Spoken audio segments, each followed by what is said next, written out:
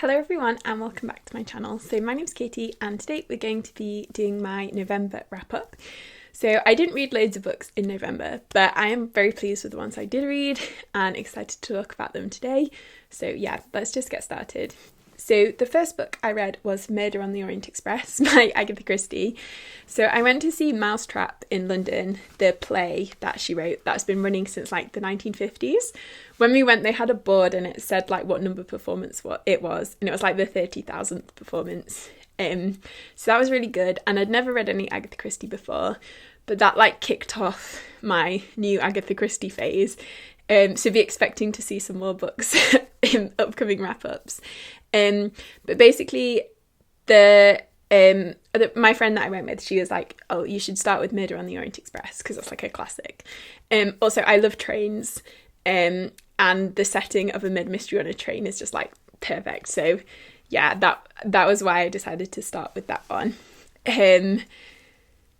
And also this time of year I feel like is just perfect for murder mysteries, cozy murder mysteries. I also went to see the new Knives Out film. Sorry, this is really getting on a tangent, but that was amazing. I loved it. Would highly recommend. Josh O'Connor was so good, and obviously Daniel Craig. But yeah, would recommend that. Well, I guess it's on Netflix. We went to see it in the cinema, but you can see it on Netflix. So yeah, all that to say, I read Murder on the Orient Express by Agatha Christie. I gave it 4 stars, maybe 4.5. Let's just say 4. It was a great mystery. I feel like the setting was god tier.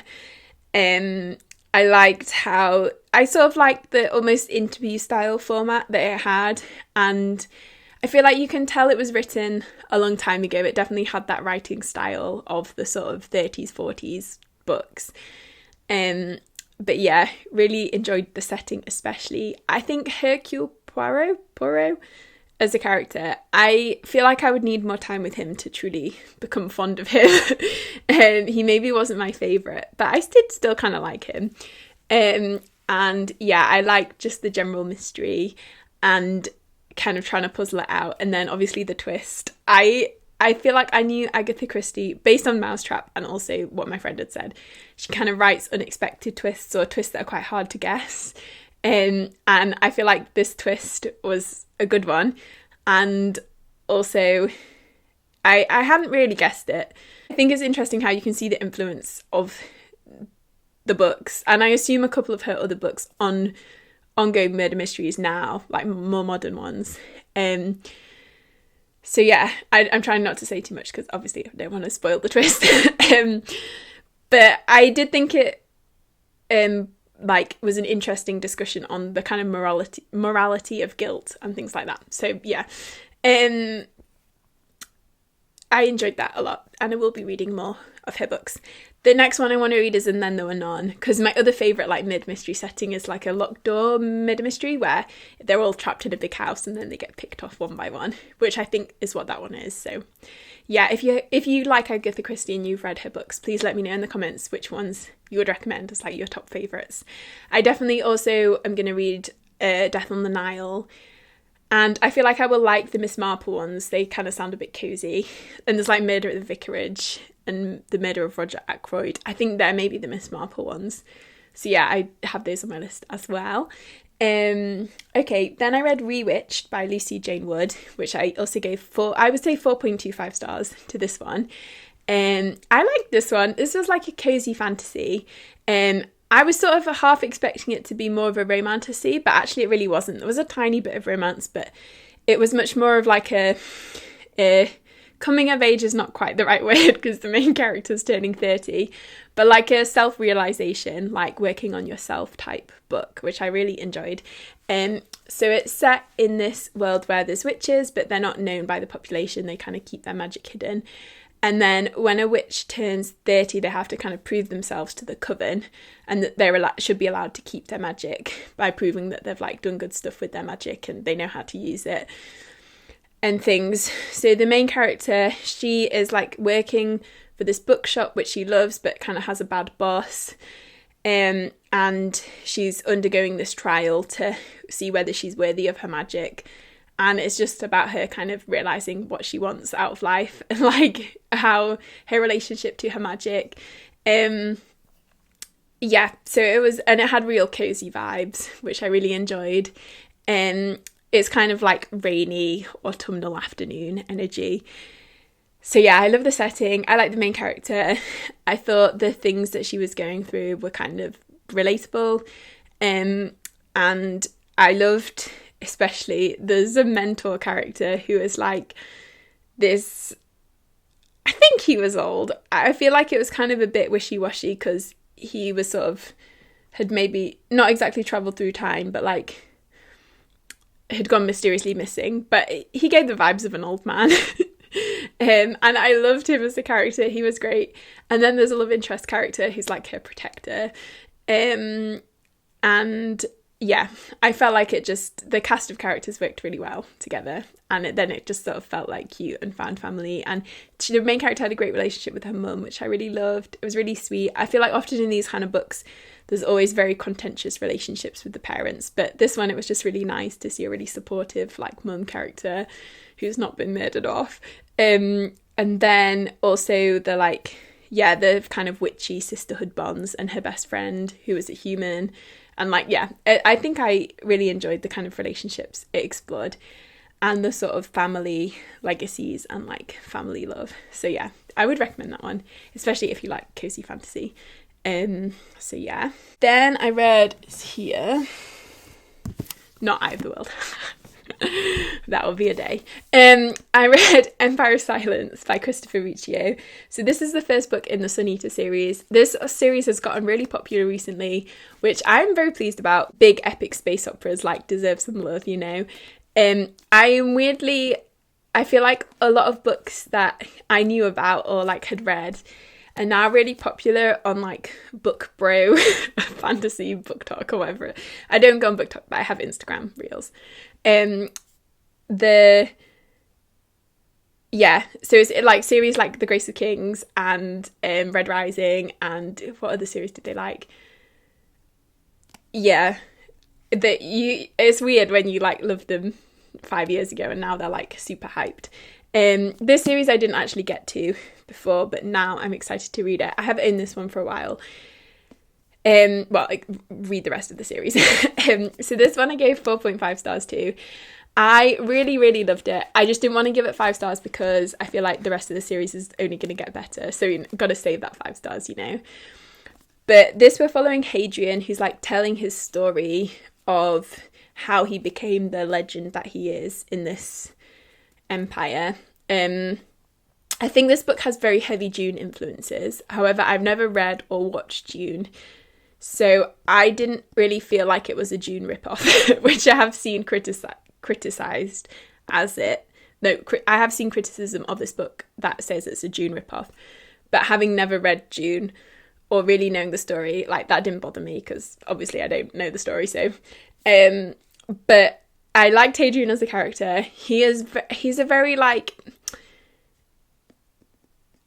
the classic sort of fantasy sci-fi storytelling hero. I don't know quite how, like in a similar vein to Fitz, but he wasn't quite as good as Fitz. But the like almost melancholy, like wistful looking back on your time. But he's also quite arrogant. But he's also very unserious narrator, which I quite enjoyed. Like he's like looking back on these, because he's telling the story from when he's older. So he's like looking back on these things he was doing when he was young, and he's like metaphorically eye rolling through his narration, which I kind of enjoyed. Yeah, but I really like the prose. It's very good, quite philosophical. I can see how if you don't enjoy that kind of thing, it might get a bit tedious, but I eat it up. And like musings on, you know, what it means to be human. I really like the language in this book. So Hadrian he knows a lot of languages and is a bit of a translator at one point, and that element to his character I really liked, and kind of exploring the world building through language, which I really like that about this book. There is like an enemy alien race called the Cecilin. I'm not quite sure how you say it, but I think I was pronouncing it in my head like Cecilin, and then I looked and the C and the L are the other way around, so I feel like it's Sealsin, maybe. And then yeah, I thought were my favourite thing about this book. The few that we met and the interactions they had with Hadrian, and the last about this section of the book was so good. Like, I can see if the series is going in that direction, it's going to be so good. Like, just what makes an enemy and like what makes someone bad, and like, I eat those themes up, you know. And the kind of moral complexities, and yeah, I loved the Cecilin at the end of this book. I know they're the bad guys, but they were so cute, and like they were all such cinnamon rolls. Yeah, and I liked, there's a character called Valka, who I think is probably setting up to be the love interest. I really enjoyed her character. And which of the characters? I liked his, like, there's a section randomly in the middle of the book where it sort of turns into like a gladiator coliseum for a bit, which I enjoyed that section, and I really liked Hadrian's like gladiator friends. It is sci-fi, but it does give fantasy vibes as well. Like, it's a bit Roman Empire-y. I saw someone point out the other day on like Instagram Reels that like the 3 most popular like book bro series at the moment are all just Roman Empire like fanfics, like Will of the Many, Red Rising, and this. And it's so true. Like, people are always thinking of the Roman Empire, you know. But I thought the combo of the fantasy and the sci-fi was really good in this book, and I think it probably will get more sci-fi as they get more into space, because this one is quite planet bound. But yeah, I really enjoyed it. Would recommend this series, and I'm excited to read more. Everyone says that the second and especially the third book, I think The Demon in White, is the best one. I'm kind of hoping though, because I enjoyed the slower pace of this book, and I don't know if the series is going to get like crazy fast-paced and like action-packed battles, which I don't always love. So I'm a bit concerned I won't like the direction. But I just have to see where it goes. And yeah, hopefully there's more cute Cecilin, but I feel like they're going to become the actual enemies. Yeah, so that is that one. Then I read The Scholar and the Last Fairy Door, which I also gave 4.5 stars to. This is by H.D. Parry. This book was great. I don't quite know what I was thinking when I picked this up, because I don't actually usually like dark academia. But it just, for some reason, it just called to me. And I loved it. Like, this is what I want out of dark academia. It's like really exploring the like dark heart and corruption at the centre of like powerful universities, and like the parallels to the class system. And it just worked really well for me. I have a bit of a hatred for universities, even though they have served me well in my life. But just, I don't know why, something about it irks me. And especially like Oxford and Cambridge, I feel like I'm always so glad I never applied there, because I did medicine, and because I was doing medicine, I was like, I don't want to apply to Oxford or Cambridge, that's just too much. But I know that if I'd done a different degree, I would have applied there, and not to toot my own horn, but probably could have got in. But I know it would have been absolutely awful for me. Like, I would have hated it, would have had mental breakdowns. Like, I just know it would have been horrific.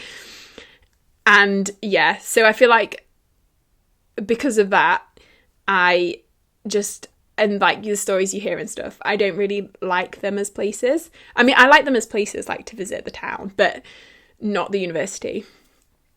So yeah, I feel like that book really explored this through a magical university called Camford, but it was very much like, it was basically Oxford, but the magical version. So we're following the main character, Clover.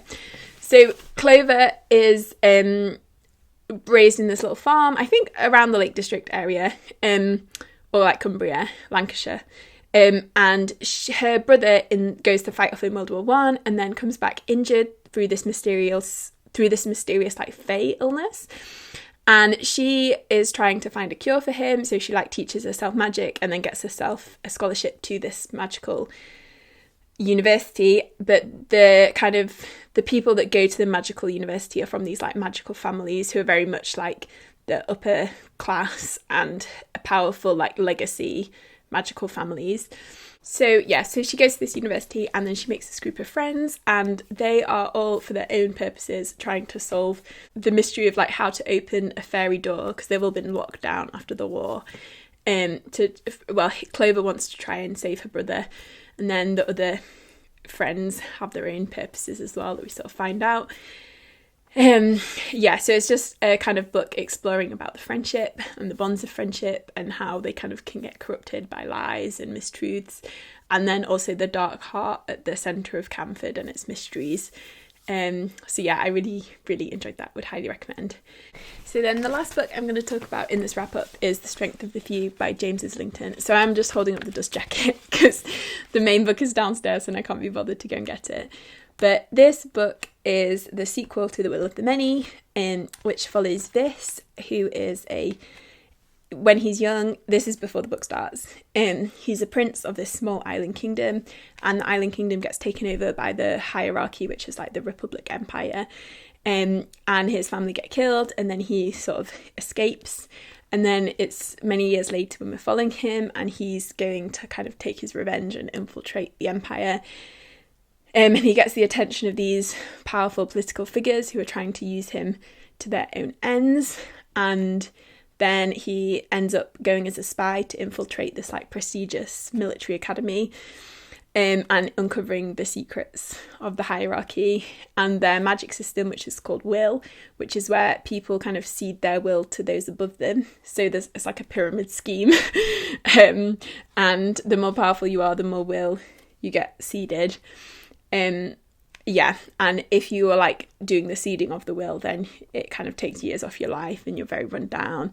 But if you have lots of will being seeded to you, then you become more powerful. So that's what the story is about. And then in this book, obviously, it's a continuation of the first book. I don't know how to talk about this without spoiling the first book, but we're still following this, and I think I really liked.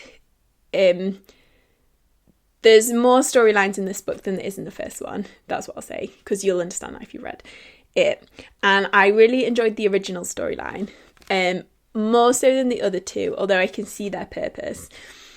And I feel like in my heart, this book is 5 stars. Probably it's only 4.5, but because of the other storylines. But the main storyline was definitely a 5-star, and the overall book I feel like was a 5-star. I just love this. He's so like angry and sweet, and he has quite a strong moral compass, which I like, which the other characters don't have. The other thing I love about this series is not so much kind of the like villains, but they're not always so villainous. Like they just have very different political ends, and the way they kind of use and manipulate this I think is really interesting. I really love that about the series. Like Relucia, she's one of my faves. I like Ulsica. I quite like Viridius. Like I just love all the kind of villainy older characters. Even though they're not quite villains, but like, you know what I mean. So this book also has a few new characters who I really enjoyed, and obviously the old faves. This, Iden, and Equa, I think, are my 3 favourites of the whole series. And also Lannister. I love her. So I really enjoyed this. Would highly recommend the series if you haven't started it. And I feel like Strength of the Few was a great sequel. And I'm excited for the 3rd book to see what happens. And this series, another thing I feel like it has really, that I really enjoy about it, it has really these really like cinematic moments where they're not like, it's not like big battles or war scenes, but they're like these like really intense like moments, and it's so like visually appealing. There's a few scenes in here that I just need fan art of so badly. And I feel like it also does quite well the like fantasy horror elements. The first book did it as well, and this book like delivers on that as well. So would highly recommend this one. So oh dear, it's getting dark. yeah, so that is my wrap up. Let me know in the comments which books you've read in November and whether you enjoyed them. I would love to know. If you enjoyed the video, please give it a like and consider subscribing if you haven't already. And I hope you're all having a great day, and I will see you next time.